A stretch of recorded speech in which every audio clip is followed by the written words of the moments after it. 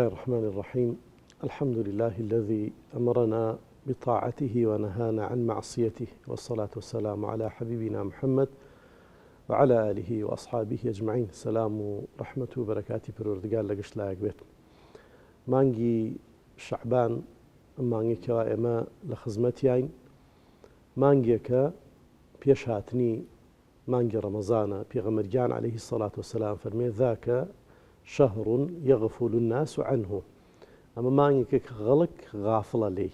بۆ چونکە بێئاگایە لەوەی کەوا ئەمە لەم مانگەدا ئامادەسازی و ئامادەکاری ئەکرێ بۆ چوونە ناو مانگێک کە پڕ لە خێر و بەرەکەتە. خۆشەویستە فەرمێ پێم خۆشە کە من بەڕۆژوو بم لەبەر خاتری چی؟ لەبەر ئەوەی تورفع الأعمال. ئەلەم مانگەدا کردەوەی یەک ساڵمان چیمان کردووە مەلەفی ساڵێکمان ئەپێچرێتەوە دائەخرێ، دوای ئەم مانگە لە ڕەمەزانەوە مەلەفی ساڵێکی کەمان دەست پێەکە. بۆی ئینسانی بڕوادار وەک هەمیشە ئەبێ ئاگای لێبێ بزانێت تۆوێ ئەنێژێت.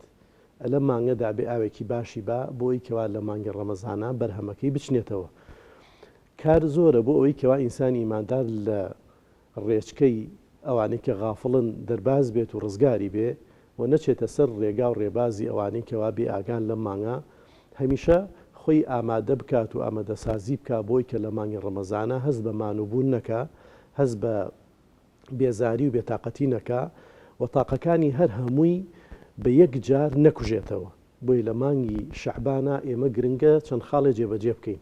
پێغەمبەرگیان عەلەیهی الصەلاة وەسەلام گەر سەرنجی سیرەت و ژیانی مبارەکی بین، هەمیشە سەحابە بەڕێزەکان و هاوڵانی هانداوە بۆ باشترین خێرێ. خەیڕ الناس کێیە؟ پێغەمبەرگیانە فەرمێ ئەنفەعوهم للناس، ئەوەی کەوا نەفعی هەبێت و سوودی بۆ خەڵکی هەبێ. من تۆ ئەم ئەوان هەمومان ئەتوانین ببینە هۆکارێک بۆ بەختەوەربوونی مرۆڤەکان، ئەتوانین بینە هۆکارێک کە ببینە باشترین کەس. ئایا لە مانگا باشترین چێ بیکەین؟ چی کردەوەیەک تۆی بەڕێز ئەتوانی ئەنجامی بە پێ ئەچێ؟ زۆر کەس دڵی بۆ خۆی دابمێنێ بڵێ من ناتوانم فڵانە کار بکەم، بەڵام بێ ئیشێکی کە هەیە تۆ بیکەی، ئەوەش ناتوانی دانێکی هەیە، ئەوەی کەشیان ناتوانی هیکە هەیە. لەم مانگا بتوانین بە تایبەت هەوڵ بین خەمێکی گرنگی هەژارەکان هەیە ئەو خەمان بڕەوێنینەوە، ماڵیان پڕکەین لە خۆشی دڵیان خۆشکەین. زۆر کەس هەیە لە حەزەکە مانگی ڕەمەزان هەرگیز کۆتایی پێ نەیە. بۆ چونکە مسلمانەکان لە ڕەمەزانە خێرەکەن، سەدەقاتەکەن، خۆیان لە خراپە ئەگێڕنەوە، سفرە ئەڕازێنەوە بۆ هەژار و نەدارەکان. دەبا ئێمە پێش ئەوەی کە ئەوان بچنە ڕەمەزانەوە لە هەوڵ دابین بۆ ئەوەی کەوا ماڵەکانیان ئاوەدان کەینەوە، دڵەکانیان ڕۆشن کەینەوە، بەختەوەری ئاسوودەیان پێبین. زۆر گرنگە ئینسانی بڕوادار هەمیشە بیرۆکەی جوانی هەبێ، بیر بکاتەوە بزانێت چی بکەم باشە. پێغەمبەری خوا عەلەیهی الصەلاة وەسەلام دەفەرمێ سەدەقە و خێر و خێرات توطفئ غەضەب الرەب.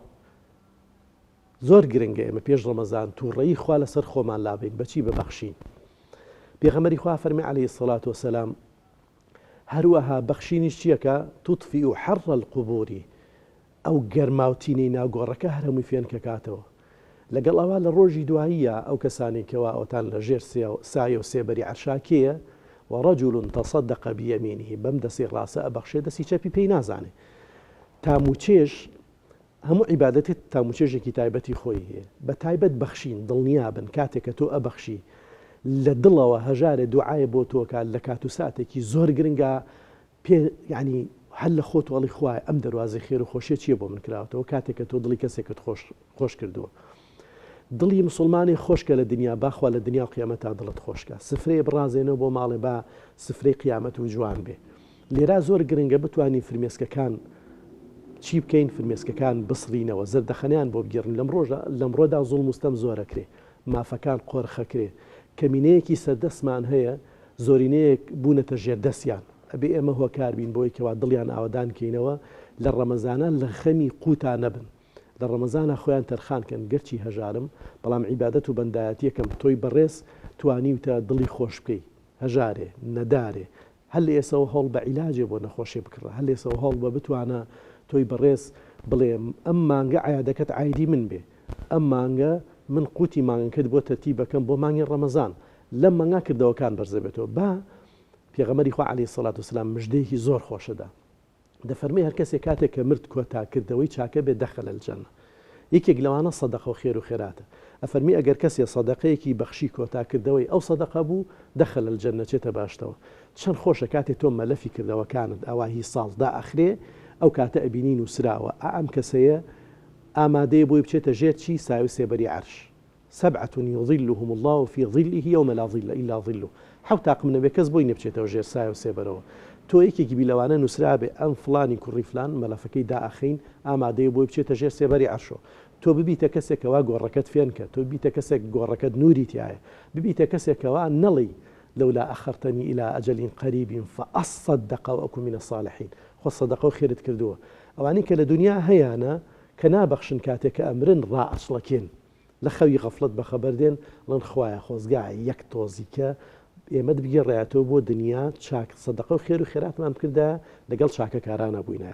گەر ئەتەوێت ڕەمەزان ببیتە سەر و تام و چێژێکی باش ببینی لە عەبدایەتی و بەندایەتی وەک برایەک وەک مامۆسایەک وەک ئەم دینەکە پێمانەڵێ ببەخشە تا تام و چێژەکەی لە ڕەمەزانە بەدی بکەی بتوانە دڵی فەقیر و هەژارێ خۆش کە تا لە دنیا و قیامەتا دڵت خۆش بێ.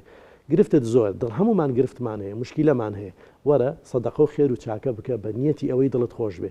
زانەکانە فەرموون ئەچوین بە ڕێگەدا ئەگەر خاشەخێکمان ببینی ئەمانوت ئەمان خێرەکەی بۆ خۆم بۆ دایکم ئەم جارەشیان سەرەتی ئەمەشیان بۆ باوکم ئەمەشیان بۆ خۆم ئەمەشیان بۆ ماڵ و مناڵم بە ئومێدەوەی ئینشاءڵڵا هەموو لایەکمان هەوڵ بین هیچ بەکەم دامەنێ 250 تۆ گاتە دەفتەری خەڵکی دڵنیا بەلەوە تۆ چەندێکت هەبێ بپی ئەو کەمەی کە تۆ ئەیناڵ هەرگیز نەڵێ کەمە شت نییە ولا تخشى من ذي العرش إقلالا پێغەمبەری خوا فەرمووی ئەی بیلال کە بەخشی مەترسە خوا خاوەنی عەرش دەوڵەمەنە هەرچی ئەبەخشی فەهوە یخلیفه خوا ئەیخاتە شوێنی بەچەند ئاقات چەندین داستانمان هەیە چەندین نمونەمان هەیە چەندین تەجروبەمان هەیە لەسەر ئەوەی کەوا بەختەوەرترین کەس ئەو کەسەیە دڵی کەسێ خۆشەکە چاوەڕی دوعاکانی بکە چاوەڕێ بکە کاتێکەوە لە ئەچێتە سەر سفرە ئەو نانە ئەباتە ئەی خاتە دەمی تێرە بێ چه عیبادەتە کاتۆ هۆکارەکەی دە هەوڵ بە ئینشاءڵڵا لە مانگی شەعبانە کە مانگی بەرزکردنەوەی کردەوەکانە توێشوێکی باش بخە با خۆشت دڵت ئاوەدان بێ و